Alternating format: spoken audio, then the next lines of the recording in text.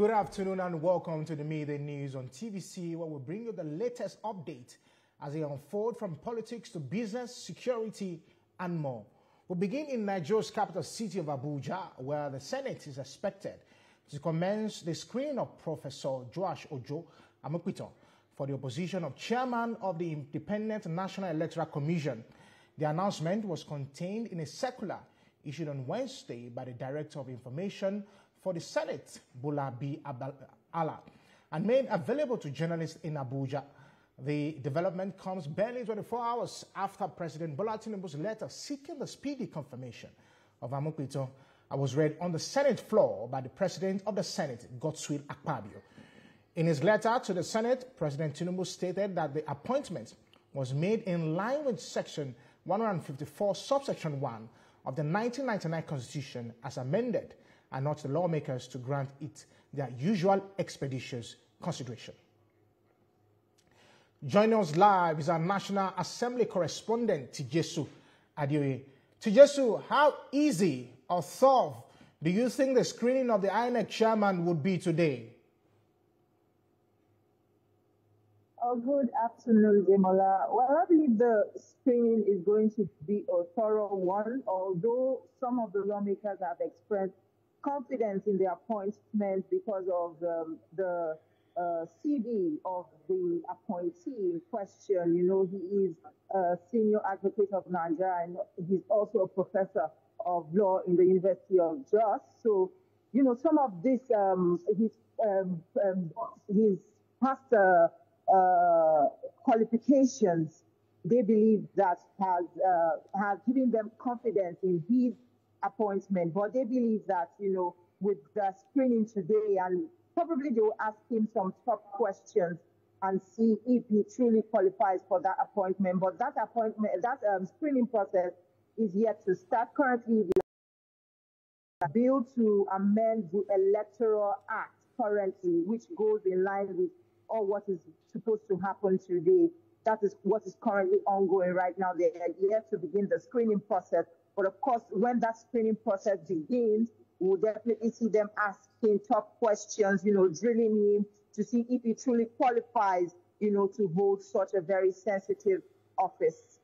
Okay, Tijesu, with the APC having a firm grip in the Senate, what are the opposition lawmakers saying regarding the screening and the appointee himself? Well, yesterday we got to speak with one of the opposition members, Senator, I've forgotten his name right now, but he spoke to us yesterday and he told us that, you know, there was this issue about the appointment, his appointment, the question that he belongs to the team of legal team of President Tinubu. But, you know, he said after much findings, that was actually clarified and put aside. So he expressed confidence. In fact, he said new INEC chairman, of course, when the team is drilling him, he will have... Tijesu, let me just pause you for a while. I'll come back to you. TVC is going on a live broadcast in Delta State. Our news, of course, will continue on our international TV stations and on YouTube channels. Back to you, Tijesu. So, Tijesu, continue your thoughts. Yes, I said we were speaking with the senator yesterday, and he told us that he expressed confidence in the appointment, although he expressed that he stated that he had doubts earlier because there were rumors that, you know, the appointee belonged to the legal team of the president. But after much findings, he understood that, you know, this was just a name mix-up, you know, and that he expressed confidence in the appointment and that the appointee is going to have his full support today, after the screening.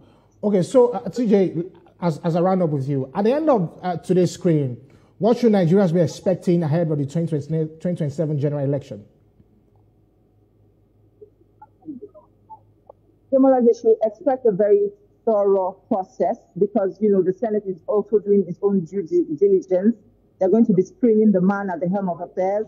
They're going to be asking him tough questions. And they should expect a transparent process because that is what Nigerians look forward to. And of course, I mentioned earlier that currently the bill for the second reading of the Electoral Act is ongoing as we speak. So all these we are putting in place, ahead of the 2027 general elections to ensure that, this is a really thorough process and is transparent and accountable and is up to global best practices as we currently have now. Thank you very much, Joseph, for joining us on Midday News. And still on politics, let's tell you that female parliamentarians in West Africa are demanding at least 30% female representation in governance across the region. The lawmakers under the ECOWAS Female Parliamentarians Association, ECOFEPA, are also advocating for a female president of the ECOWAS Commission as the current administration draws to a close. Moyo Thomas reports. Is a growing call for inclusion and representation, and female parliamentarians within ECOWAS say the time is now for women to take their rightful place in politics and leadership. At a mentorship program in Abuja, ECOFEPA members joined the network of young female leaders of ECOWAS countries to inspire over 200 young women from across West Africa and the Sahel.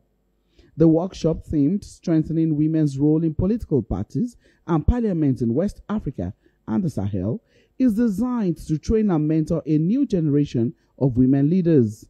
President of ECOFEPA Female Caucus and Sierra Leonean lawmaker Veronica Sesay say women are the strongest instruments for peace and development in the region, and their leadership is long overdue. We encourage them to learn from us because it's not easy to clock the 30%.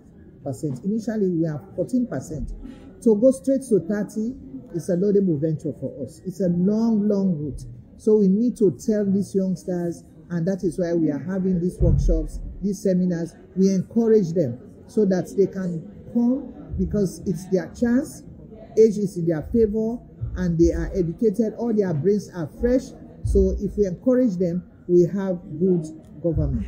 The initiative is funded by the EU Support to ECOWAS in Peace, Security and Governance Project, implemented by the GIZ in partnership with ECOWAS, supported by UN Women, UNOWAS, with the aim to bridge the gap between established female parliamentarians and aspiring young leaders through mentorship and capacity building. This is a beginning of a mentorship process that we have initiated to ensure that women who have been able to exhibit a strong political journey to be able to use their profile, their experiences to mentor emerging young women leaders who may have interest into politics. The program has been very impactful because as a young woman in politics, it has really helped me to become a better person, to think ahead of time. As the call for gender parity grows louder, ECOFEPA says the future of West Africa's democracy